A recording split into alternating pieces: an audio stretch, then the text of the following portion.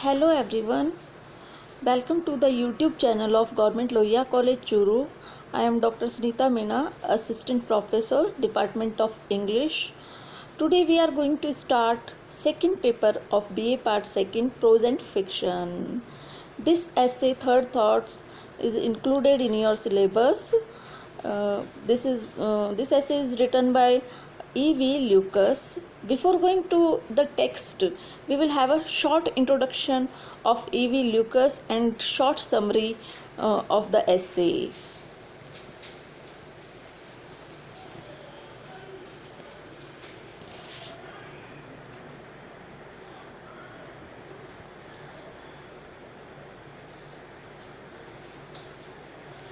Edward Verrill Lucas is the full name of E.V. Lucas. He was born in 1868 and died in 1938. He was a British journalist, essayist, travel writer, and novelist.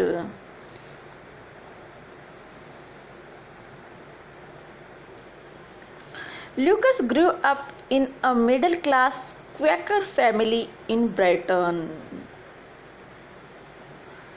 After an early apprenticeship to a bookseller, he worked as a journalist and eventually moved to London, where he joined the staff of humor magazine Punch and later became its assistant editor.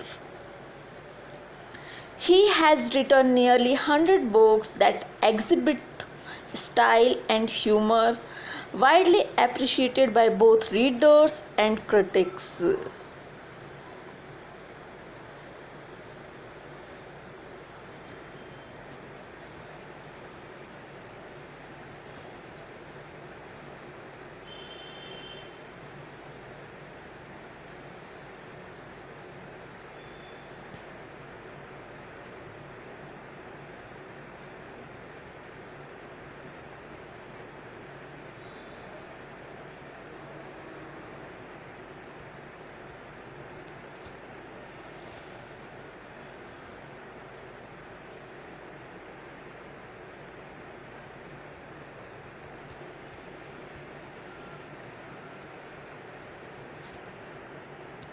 His essays gained immense popularity due to the fancy, wit, ease, irony, and humor inherent in them. When you will go through this essay, Third Thought, you will yourself realize this. Lucas received honorary degrees from University of St Andrews and University of Oxford and was appointed Companion of Honor in 1932.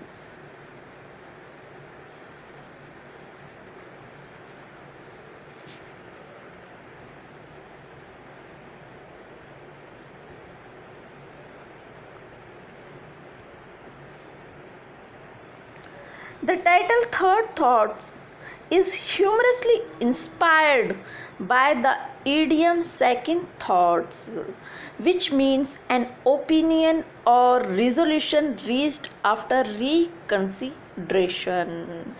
तो third thoughts एक idiom है जो कि जिसका meaning क्या है, second thought. Second thought means an opinion or resolution reached after reconsideration. We can simply take it as reconsideration. So here third thoughts is not a third thought, it is reconsideration.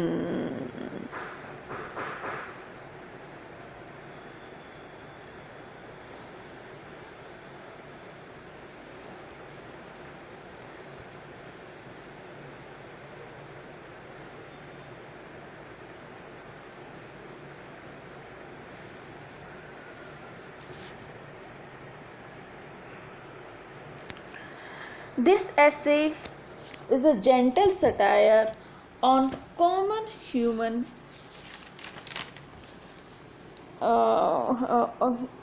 this essay, Third Thoughts by E.V. Lucas, is a gentle satire on our civilization, wherein money making has become the main motto of modern man. यह जो ऐसे third thought है, ये हमारे civilisation पे एक satire है, एक व्यंग्य है, wherein money making has become the main motto of modern man. Modern man का मेन मोटो क्या है प्रेजेंट सिविलाइजेशन में? Money making. तो उसी के ऊपर ये जो थर्ड थॉट है एक सटायर है. This story was told to Lucas by his friend, so the narrator of the story is author's friend. यहाँ पे ध्यान देने वाली बात ये है कि जो स्टोरी है उसका राइटर तो E.V. ल्यूकस है, लेकिन जो स्टोरी सुनाने वाला है, नरेटर है, वो ल्यूकस का एक फ्रेंड है. मतलब ये स्टोरी लिखी ल्यूकस ने है, लेकिन इस स्टोरी को सुनाने वाला जो है, नरेटर जो है, वो उसका फ्रेंड है.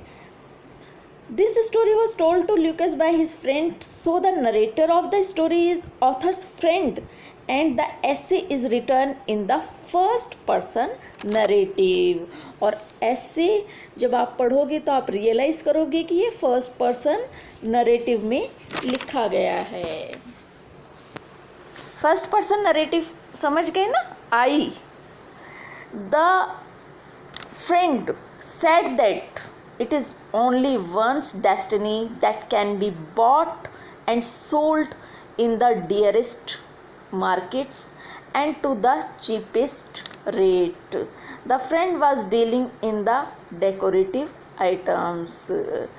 फ्रेंड जो है ल्यूकस का, वो डेकोरेटिव आइटम्स जो हैं उनकी डीलिंग करता है, बिजनेस करता है. लेकिन वो कहता है कि मेरा डेस्टिनी ऐसा है, मेरा भाग्य ही ऐसा है कि मैं ख़रीदता तो महंगा हूँ और बेचता उसको बहुत ही चीप रेट्स पे हूँ. तो ये मेरा डेस्टिनी में ऐसा ही लिखा हुआ है. कभी भी ऐसा मुझे कोई प्रॉफिट, बड़ा प्रॉफिट लाइफ में नहीं हुआ मेरे बिजनेस में. Luckily got Turners painting for 10 shillings. Usually Lucas' friend had to sell the items at such a lower price that it seemed to him that by accepting that item at such a lower rate, the buyer was doing him a special favor. But the other day changed into a very fortunate day for him, bringing an unexpected earning. Usually तो क्या होता था, उसे loss ही होता था. कोई उसे इतना परचेज़र या जो है डीलर नहीं मिलता था उसके जो आइटम्स हैं उनको ख़रीदने के लिए. लेकिन एक दिन लकीली ऐसा हुआ, अनएक्सपेक्टेड था वो, उसे एक पेंटिंग मिल गई. किसकी? टर्नर की. टर्नर एक बहुत बड़ा पेंटर था 17th सेंचुरी का.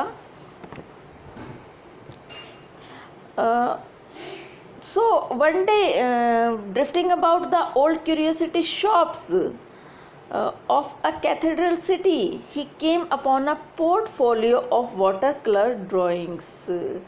पोर्टफोलियो मतलब ड्राइंग्स की जो फाइल है वो उसके सामने आई. क्यूरियोसिटी शॉप में वो गया. क्यूरियोसिटी शॉप वो शॉप होती है जहाँ पे जो एंटिक पीसेस हैं, एंटिक आर्टिकल्स हैं, वो परचेज़ किए जाते हैं, सेल किए जाते हैं. उस शॉप को क्यूरियोसिटी शॉप कहते हैं. तो वहाँ पे एक बार घूमते घूमते जो ऑथर है वहाँ चला गया और उसे एक वहाँ पे पोर्टफोलियो दिखा वाटर कलर ड्राइंग्स का. Among these the drawing by Turner attracted him very much. इन पेंटिंग्स के बीच में एक पेंटिंग थी जो कि टर्नर की थी। टर्नर मैंने बताया कि बहुत बड़ा जो है पेंटर था। तो उसने उसको पहचान लिया कि ये जो ट्रू टर्नर की पेंटिंग है, ऑथेंटिक टर्नर की ही पेंटिंग है।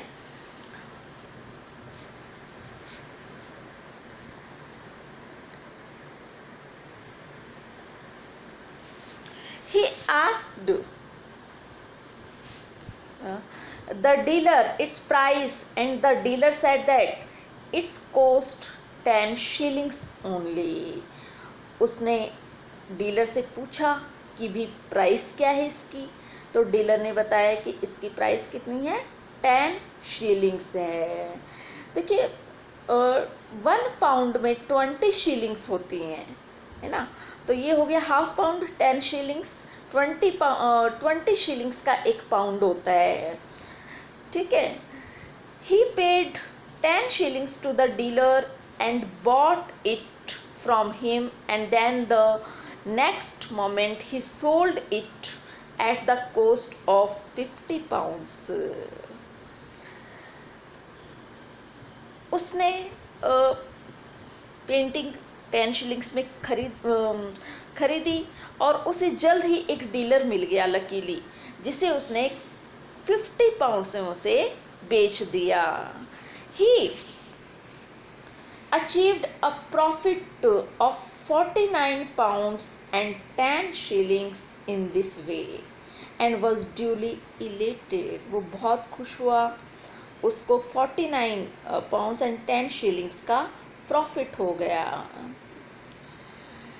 Thereupon his thoughts ran thus, that the dealer must also participate in the profit.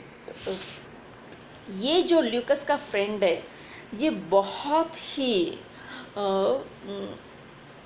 क्या कहेंगे, बहुत ही आइडियल पर्सन है, बहुत ही आदर्श व्यक्ति, एक डीलर है। तो ये चाहता है कि भी इससे जो प्रॉफिट बहुत ज़्यादा हुआ, इसका शेयर उसे उस डीलर को भी देना चाहिए जिससे उसने वो पेंटिंग परचेज की थी। His thoughts were in this, that the dealer must also participate in the profit. He had a good demeanor, क्योंकि उसका जो डिमीनर है, डिमीनर मीन्स व्यवहार जो है, बहुत ही अच्छा था। So it would be fair to give him half of the earnings. तो उसे लगा कि ये अच्छा रहेगा कि मैं अपनी अर्निंग का हाफ, मतलब प्रॉफिट का आधा हिस्सा जो है वो शेयर कर दूँ उस डीलर को जिससे मैंने ये पेंटिंग ली थी। After having decided thus, he sat down and wrote a little note saying that the potential Turner drawing turned out to be authentic, and he had great pleasure in enclosing half of the proceeds. उसने ये जैसे ही उसके जो first reconsideration उसके mind में आया कि half profit, आधा हिस्सा देना पहला उसका रिकन्सिडरेशन था, ठीक है। तो ये फर्स्ट रिकन्सिडरेशन में उसने जो फर्स्ट उसका सेकंड थॉट था यही था कि वो आधा हिस्सा किसको दे दे, उस डीलर को दे दे। लेकिन उसने एक नोट भी लिख लिया इसके लिए कि मैं आधा जो प्रॉफिट है वो आपको भेज रहा हूँ क्योंकि मुझे खूब प्रॉफिट हुआ इससे। But as he had no stamps and was late by an hour, लेकिन न तो उसके पास में स्टाम्प्स थे और रात को बहुत लेट हो चुकी थी और पोस्ट ऑफिसेस बंद हो चुके थे। He could not post the letter, उस लेटर को, उस नोट को पोस्ट नहीं कर पाया। एंड वेंट टू बेड, और बेड पे सोने चला गया। He woke up at about 3:30 AM, 3:30, रात को 3:30 बजे वो उठा and began to review his life's errors. उसे एक आदत थी कि वो रात को उठ जाता था और अपने लाइफ के एरर्स को रिव्यू करता था। This process of evaluation and review led him to examine and cross examine the contents of the letter, और इसी कारण जो उसे है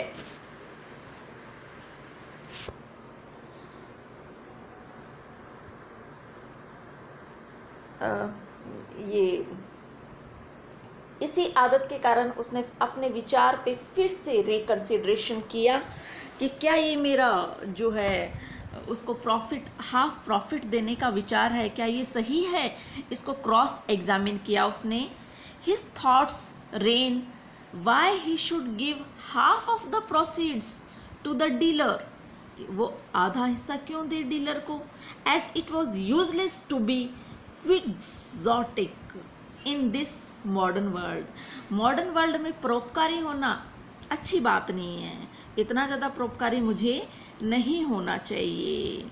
it was only his eyes that detected the probability of this business. After all उसकी आंखों ने ही detect किया कि ये जो पेंटिंग है वो ट्रू टर्नर की पेंटिंग है, in which he had remained a complete failure. और जबकि जो डीलर है वो इसमें कंप्लीट फेलियर रहा, उसे रियलाइज ही नहीं हुआ कि ये टर्नर की पेंटिंग है। तो and thus why he should share his profit with an ineptitude. तो वो ऐसे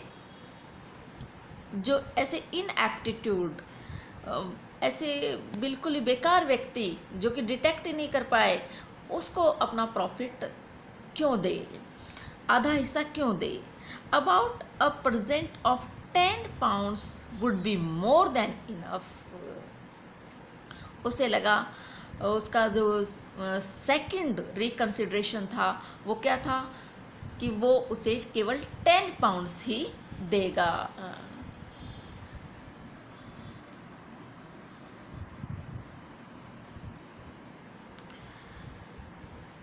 next, unable to sleep, he began to read a story. His thoughts ran thus: why he should send 10 pounds? उसे 10 pounds भी क्यों देने चाहिए। सोते सोते उसे नींद आई नहीं, उसने बुक पढ़ना शुरू कर दिया। बुक पढ़ते पढ़ते उसके दिमाग में विचार आया कि 10 pounds देना भी कोई प्रैक्टिकल नहीं है। क्यों? It will only give the dealer a wrong idea of his customers, क्योंकि इससे डीलर को रॉन्ग आइडिया मिलेगा अपने कस्टमर्स के बारे में। None other would be so fair and supporting to him. कोई भी दूसरा व्यक्ति इतना सपोर्ट या उसको इतना बड़ा प्रॉफिट का हिस्सा नहीं देगा। He will expect every day such a present. और वो हमेशा ये एक्सपेक्ट करेगा कि हर जो खरीदने वाला है उसको कोई ना कोई present they. And this will make him disappointed, और वो डिसअपॉइंट होगा। 5 pounds would B plenty. Third reconsideration उसका क्या हुआ कि भी अगला जो विचार उसका चेंज हुआ, ओपिनियन चेंज हुई, वो हुई कि वे उसको केवल 5 pounds ही पर्याप्त होंगे। 5 pounds would B plenty.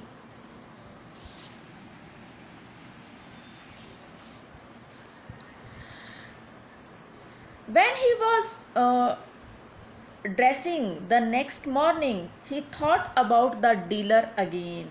His thoughts ran thus: why should he spoil a financial cow by giving large part of the profit away? It would make the goddess of business angry.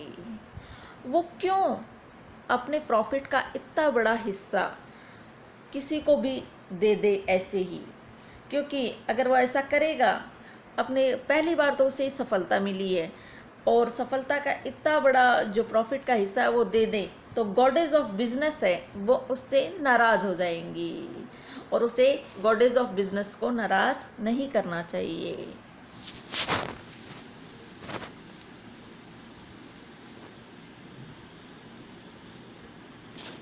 At last he decided to send a pound with a brief note. Last में fourth reconsideration उसका होता है कि वो केवल 1 pound ही उसे send करेगा। The note contained at last he decided to send a pound with a brief note. The note contained that he had sold the drawing at a profit which enabled him to make a present, because it is his old belief that good luck must be shared. और वो उस 1 pound के साथ में एक note भेजेगा जिस पे लिखा हुआ होगा कि भी मेरे को इससे प्रॉफिट हुआ तुम्हारी ड्राइंग खरीद के जो मैंने बेचा, और मेरा ये बिलीफ है कि गुड लक को शेयर करना चाहिए, मैं लकी हूँ तो मुझे अपने लक को शेयर करना चाहिए. He put the envelope in his pocket and reached the club for lunch. उसने एनवलप अपनी पॉकेट में डाला और क्लब चला गया लंच के लिए. He played the bridge so disastrously that he was glad that he had not posted it. उसने वहाँ पे जाके ब्रिज खेला और सारे के सारे पैसे गवा दिए. He lost all the money, और खुश हुआ कि अच्छा हुआ उसने ये पोस्ट नहीं किया था 1 पाउंड भी.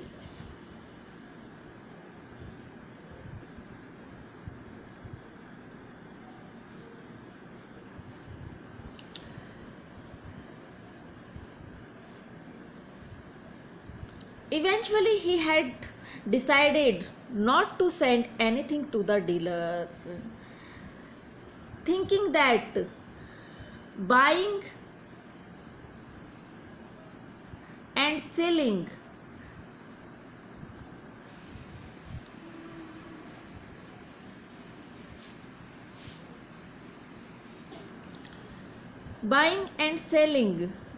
were a perfectly straightforward matter between dealer and customer.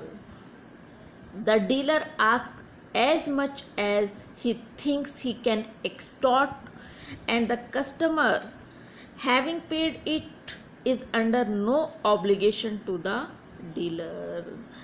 तो ये जो बाइंग एंड सेलिंग का मैटर है ये स्ट्रेट फॉरवर्ड है. डीलर क्या करेगा, ज़्यादा से ज़्यादा एक्सटॉर्ट, पैसे खींचने की कोशिश करेगा अगले से, कस्टमर से, और कस्टमर एक बार कुछ भी लेने के बाद में कोई भी ऑब्लिगेशन नहीं होता उसका डीलर के प्रति.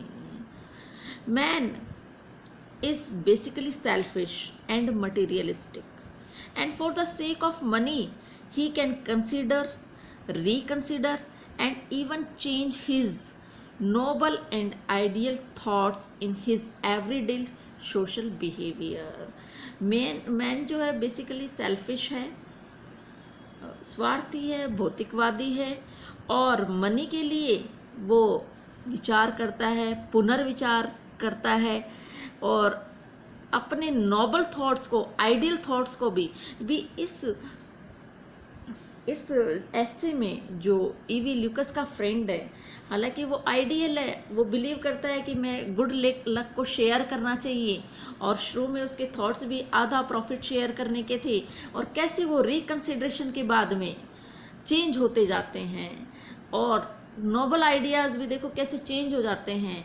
मनी जो माइंडेड है हमारी सोसाइटी, उसके अंदर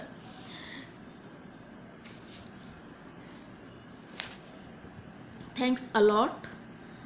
In the next video we will look at the text line by line. Okay, thanks a lot.